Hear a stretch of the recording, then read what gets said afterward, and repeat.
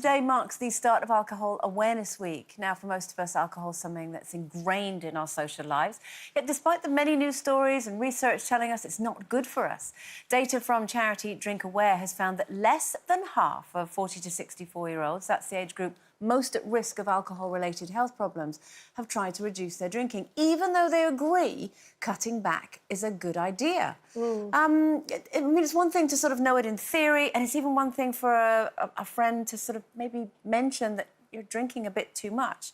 But how do you take that step? Denise, you did take that step. You were drinking too much. I did, and I always go, oh, God, there's going to be people going, oh, here she goes, the drink police, boring, yawn, yawn, yawn.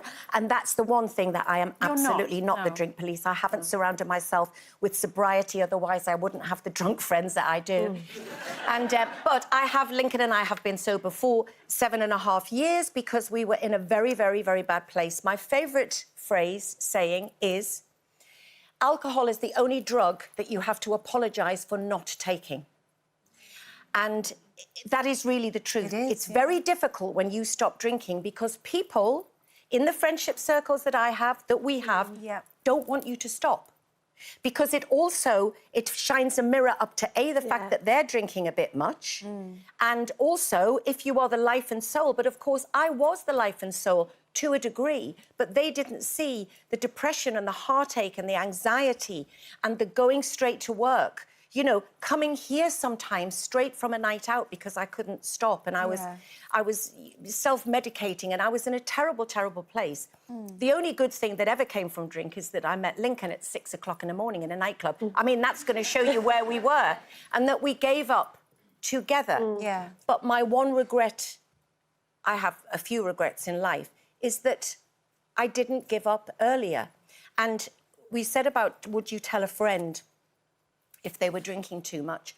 When you are an alcoholic, I don't mind that phrase. Alcoholic to me is when you become powerless over alcohol. Whether you drink once a week, twice a week, or once a fortnight, if you become powerless over it, that it affects your happiness, absolutely, and causes misery and heartache to your family, you have a problem. Because a lot of us go, oh, but I haven't got a problem because I don't drink in the week. It's like, yes, but at the weekend, you hurl abuse at everybody, you're not present for your children, and you have blackouts, which I used to do. Yeah, it's not only about swigging vodka at 8 a.m, is it? It's really not, and that's what people think is an alcoholic, I mean, that you're like this. I agree with you on the apology thing, because if I look back, and I think the only 2 times in my life where I don't get kind of, not pressurised, but people mention it. So if you're pregnant, you just go, I'm not drinking, I'm pregnant. And people just, immediately go, oh, yeah, of course. Or if I'm driving. So if I'm going somewhere and I absolutely don't want to drink, I drive, because then you can just say, I'm driving, and people leave you alone.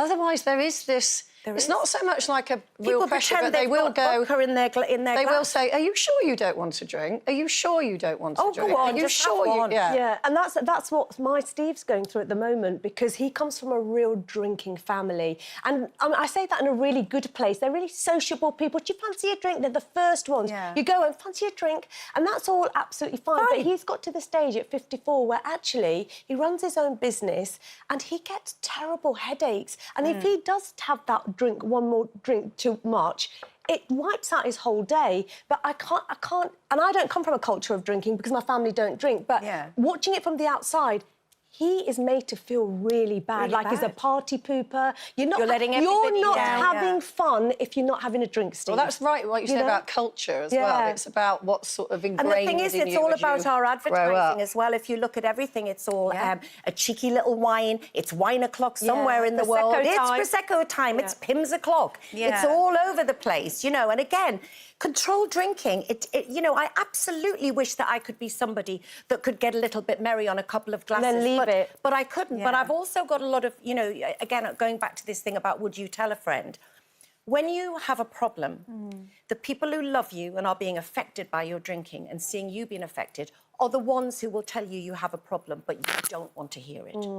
Or my thing was always, well, you don't know what I'm going through. You don't know the pressures that I've got on me. I've got to earn more money to help pay for this, and I've got to do this. You don't want to hear it. You usually have to find your blackest spot. But I've also got friends who aren't... It's not making them miserable, but they say that they always feel a little bit rough. you know? And it's only when think- they come out with me, and I don't care if they drink, but often they use it to come out with Lincoln and I as a night off. But I think and that's they the wake more up and they common say, "Oh my thing. God, I feel great." That's more common, Denise. I think, obviously, with you, it was the more extremes. But I think the more common thing that I think a lot of people at home will relate to is that every night get home, glass of wine, glass of wine, and then it becomes 2 glasses of wine, then it's half a bottle of wine, and then that's your normal. And because you're not out carousing, you're not, shouting at people and all the things that you said, you're not causing upset.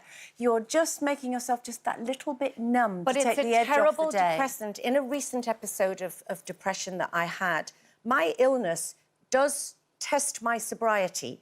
I have never, ever thought I'm going to have a drink. But, dear God, it really does test it. But, of course, then you do drink to stop that depression and it makes it 10 times worse. Well, Drink Aware, because obviously that's what we were talking about at the beginning, they say that if you have a friend or anyone who you're concerned about their level of drinking, it's to use positive language. So they sort of advocate saying, I wonder if you drink less, maybe your health or well-being will improve, because obviously that friend will have had certain things related to being drunk, i.e. hangovers and depression. They say it's best to avoid harsh criticism, don't make judgments, don't use labels such as alcoholic. Kind of say to them, do you think that you have a problem? And then be supportive. Yeah. Most people know when they have a problem, they just aren't ready to admit it yet, because for a lot of people, a life without alcohol is a frightening thought. And, it took Lincoln and I, terrified of losing what we knew outside alcohol was a brilliant relationship. Yeah. And, of course, what we've achieved in sobriety is amazing. But at the same time, lots of my friends drink and have a great time. Yeah. But as parents as well, you just think, because you said something really interesting today, and I thought, my goodness, just share your story. I was just saying in the morning meeting that Grace, our youngest, is nearly 16 and she did well in some exams recently, and Gary came home from the supermarket and he'd bought her one of those little canned alcoholic drinks. It was the weekend, they've hardly got anything in them, but he said, I've bought this for a little treat for Gracie, like a grown-up treat. And I went, no. I said, if she goes to parties, she probably has a sneaky drink or whatever, but as parents, let's not associate alcohol with a good time. With a good, with a well done.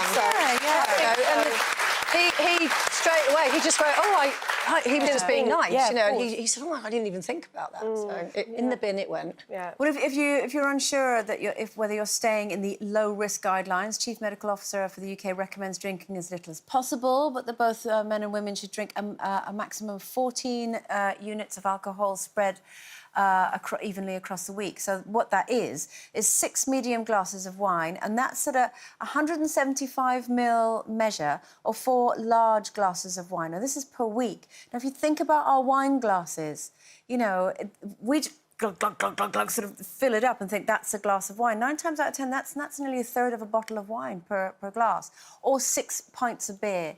And it also says here that nearly a quarter of adults in England and Scotland regularly drink over the Chief Medical Officer's low-risk guidelines.